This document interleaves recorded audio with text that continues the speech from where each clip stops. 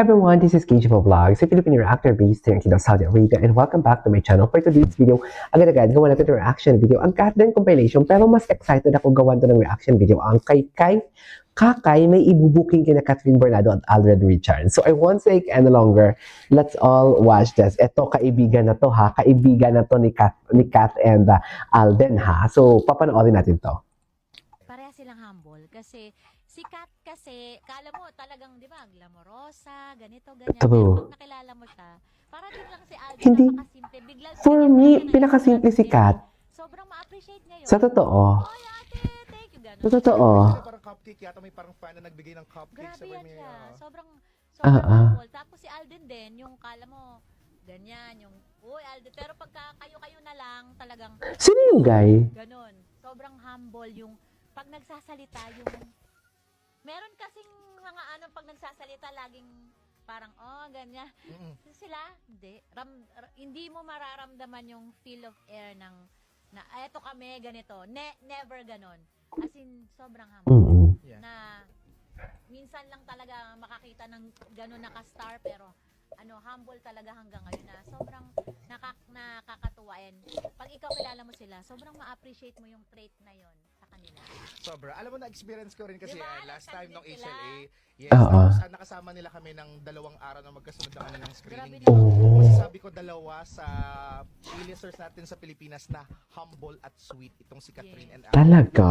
One last question Ayan. sa kanila, Miss Kakay. Kung Ayan. meron kang gustong parang i-share Ayan. pag-anong alam ng I-share. Ay, gusto ko yun. i-share Pwede lang. i-share? Oo, ano po yun? And, Nag-uusap sila. Yan din actually alam na yan ng mga tao. Pero kasi parang nag-viral din yung video namin. Na. Hindi namin hihinga ng pera. Ah. Hindi ako nakahingi sa kanya last time. Dapat hihingi ka. Pero Joke lang. si Alden kasi nakakatawa yan pag sa ganyan. Oo. So nung nag-home Generous siya. parang nag-iya si Catherine mag-pilates, yung mag-bike, gano'n, yung stationary bike, gano'n. Sabi namin ni Ga, di, wala tayong pera. Di, wala tayong pera, magkatiningnan namin. Hala, ang mahal. Ayaw naman namin magpalibre kay Catherine, di ba? Parang, samahan nyo naman ako. Gano'n. Sige, be. Sabi niya, sige Ga. Sabi ni Ga. Lovely yung tawag ni, ni Lovely kay Catherine. Tapos, sige be. Sabi niya, tapos nagtitingin ako ganyan. Tapos, ako, Alden, ang palala. Dagdagan mo to, be! Kasi magkano ba yun? Sabi na, dagdagan mo na to, be, pang merienda namin. So, dinagdagan niya, binigyan niya kami ng mas malaki. Huwag mo na kunin yung sukli, ha? Generous pala talaga siya. Be, yung panggas namin, be. Panggas. Si Mama Ten, di ba? Mama Ten. Mama Ten! Matin! Nagagano namin. Kaya, sabi niya, Panggas. ganun siya yung, hindi siya yung hindi, kahit biruin mo lang, Generous talaga siya. Siguro may mga certain people lang niya na ganun siya.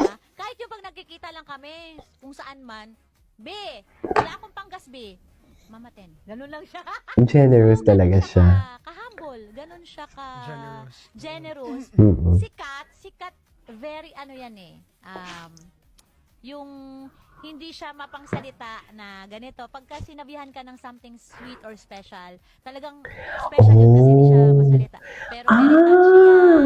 Tapos, yes, itong earrings ko, itong Moon and Stars. This Ay, one, taray. binili niya to dito ni Mami Min tsaka ni Catherine sa Dubai. Oh, wow. So, Wow. ito yung isa yan, Moon yan. Imagine. Star. So, binili niya to, gift sa amin on Thanksgiving namin for Hello, Love, Goodbye. Dito sa Dubai, kasi nag-premiere sila Kakagaling pa, Ava. Oo, so, sinurprise niya kami na meron kami, sabi niya, Oh. meron akong gift sa inyo. Nice. Si Lovely ako, tsaka si Mai. Pero wala kaming butas dito. So, So, nagpabutas napilitan. Nagpabutas pala sila. Nagpabutas pa talaga sila. Oh my God. Butas kami ng tenga. So, hindi kami Nagja-jive talagang personality nila, no? Nagja-jive talaga. Yung Katden, both generous, mapagmahal sa family, simple, no? Ibang klase yung batang yun. Nakikita mo din naman on screen, pati sa mga interview nila. Surprise ka na lang niya na meron siyang ganito, meron kang Di ba? Catherine, malabong balikan si Daniel. Matigas ang ulo, hindi plastic. Hindi, kasi, Ano na naman to? Ay, ano to? Sino na naman to? Ano to? Sikat to? Oh, diba? Diyan pa lang eh. Oh my God! Sikat yun, diba? Ano, hindi ko gets? Hindi siguro. Ay, bakit mo? Makinig tayo kay Tita Lung. Totoo naman.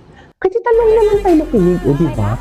Alam mo, this one, ito yung mga, ito talaga yung nagpa-confirm yung wala pa akong mga, hindi pa ako nagtatanong-tanong or nakikipagkilala sa mga dapat kong kilalanin. Dear, sa interview pa lang nila, my God, makukonvince ka na talaga. Ay, Daddy So. I like your vaccine. Daddy talaga siya.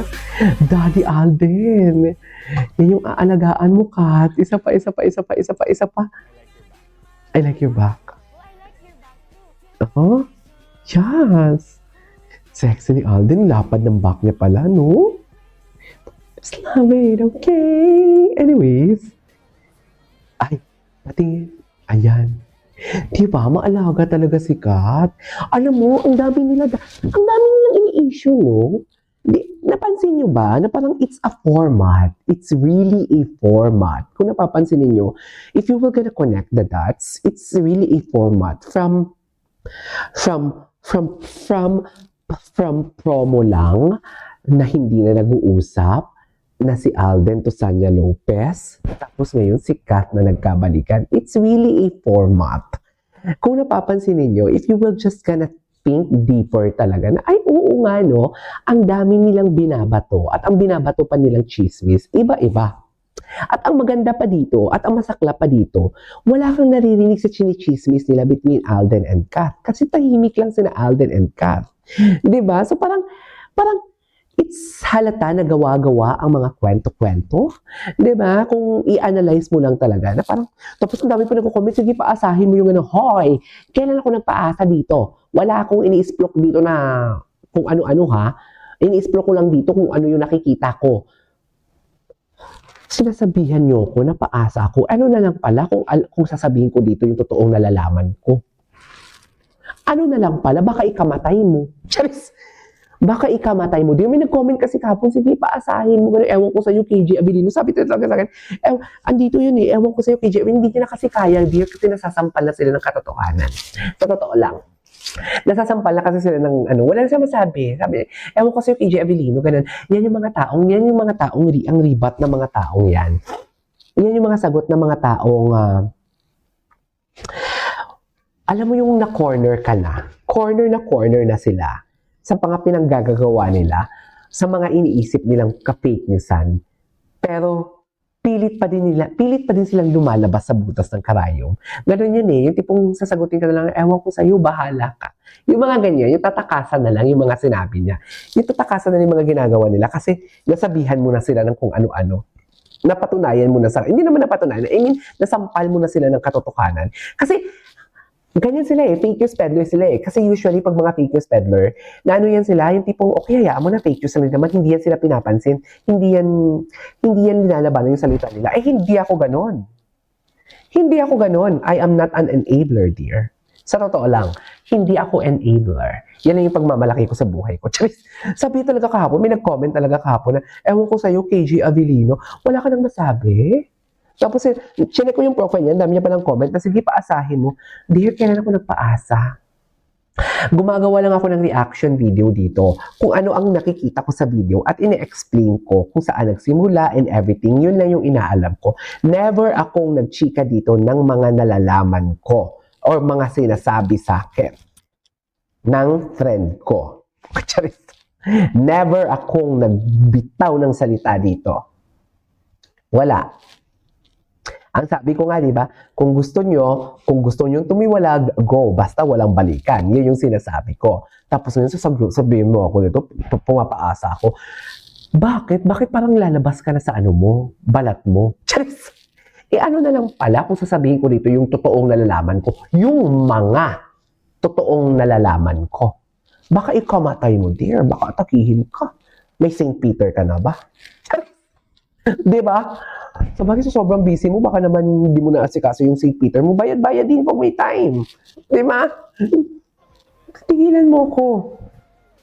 Di ba? Parang paano mo masasabi na hanggang promo lang, tapos right after HLN, hindi na sila nag-uusap? Kung ganitong mga klaseng gesture, this is beyond promotion gesture, dear. Di ba? Hayaan mo sila, dear, maglaganap. Palaganapin mo sila ng fake news. Palaganapin mo sila ng fake news. Hayaan mo sila dyan. Huwag natin silang pansinin. Charis. Pero hindi kasi ako enabler, eh. Hindi talaga. Anyways, that is our for today's video. This is KJ Vlogs and see you in my next vlog. Bye!